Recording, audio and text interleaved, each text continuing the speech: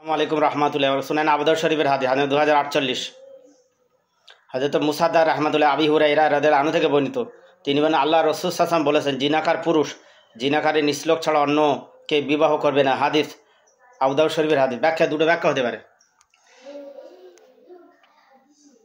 যে জেনাকার বা জেনাকারিনী, তারা জেনাকার পুরুষ, জেনাকারিনী মহিলা, জেনাকার পুরুষ, এদেরকে বিবাহ করবে, অন্যদেরকে বিবাহ করবে না। এর একটাই কারণ, দেখুন অনেক সময় তারা খারাপ কাজ করতে গিয়ে ধরা পড়ে যায়, ঘরের সেকল তুলে দেয়, বিবাহ পড়িয়ে দেয়। একটা দিক।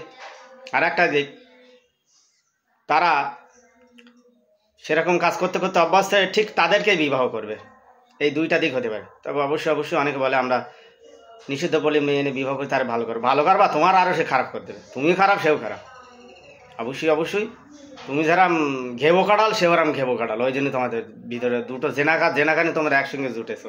অবশ্যই এদের থেকে দূরে থাকা উচিত। জেনা বেবিচারের ধারে কাছেও যাওয়া লাগে না।